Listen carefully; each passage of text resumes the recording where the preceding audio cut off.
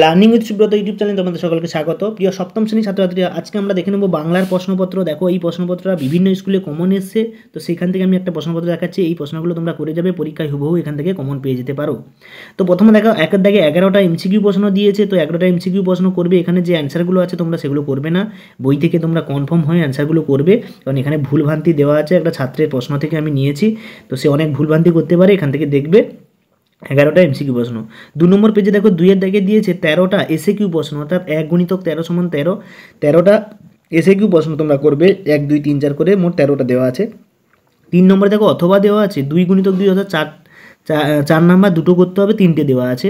তো 3 দাগে দেখো 1 2 3 3টে দাগ দেওয়া আছে, তার মধ্যে একটা এখানে প্রশ্নতে ওরা ঘাটাঘাটি করেছে, সেটা তোমরা দেখবে না। 4-এর দাগে দেখো যে কোনো দুটি প্রশ্নের উত্তর দাও, 3টে দেওয়া আছে, তাদের এদিকে দুটো দেওয়া আছে এবং 3 নম্বর পেজে একটা দেওয়া আছে। এর মধ্যে যে কোনো দুটো প্রশ্ন তোমাদের করতে হবে।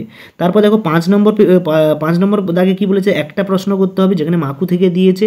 তো মাকুর যে দুটো দিয়েছে তার মধ্যে একটা তোমরা করতে হবে। এই দুটো অবশ্যই করে যাবে, মাকু থেকে এই দুটো আসার সম্ভাবনা এবছর প্রচুর।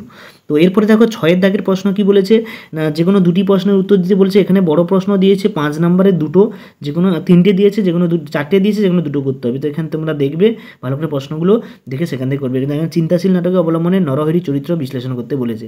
7-এর দাগে দেখো এখানে দিয়েছে যে কোনো দুটি প্রশ্নের উত্তর দাও, 5 গুণিতক 10, এই 5 গুণিতক 2 সমান 10। তো এখানে অনেকগুলো 3টে প্রশ্ন দিচ্ছে, তার মধ্যে দুটো করতে, 4টে দিয়েছে, তার মধ্যে দুটো করতে হবে।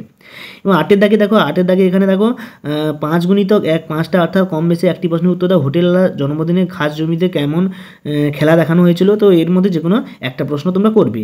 9-এর দাগে দুটো দিয়েছে, দেখো এখানে অপু দুর্গার কাহিনী থেকে দিয়েছে, অর্থাৎ তোমাদের এই সত্যজিৎ রায়ের যে লেখা গল্পটা পথের পাঁচালী, সেখান থেকে দেওয়া আছে, তার মধ্যে একটা।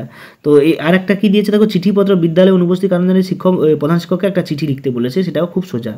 তারপরে একটা দেখো প্রবন্ধ রচনা, 5 নম্বর দিয়েছে, চরিত্র গঠনে খেলাধুলার ভূমিকা এবং পরিবেশ দূষণতা পত্রিকা, বাঙালির উৎসব ও সময় মূল্য। তোমরা পরিবেশ দূষণটা বেশি করে করবে, এটা অনেকগুলো পয়েন্ট দেওয়া যায় ভালো করে, বিভিন্ন রকম জল দূষণ, বায়ু দূষণ, শব্দ দূষণ। তো এইভাবে তোমরা করবে। এর মধ্যে যে কোনো তোমরা 3টে প্র্যাকটিস করে যাবে, তার মধ্যে একটা তোমাদের পরীক্ষায় কমন চলে আসবে।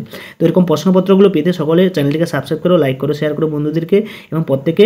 এবং এই প্রশ্নপত্রগুলো আবার পুনরায় তোমাদেরকে পরপর যে পরীক্ষাগুলো হচ্ছে আমি প্রত্যেকটা দেবো, প্রত্যেকটা প্রশ্ন ক্লাস 5 থেকে 10 পর্যন্ত সমস্ত প্রশ্নগুলো তোমরা পেয়ে যাবে। সকলকে ধন্যবাদ, দেখা যাচ্ছে পরের ভিডিওতে।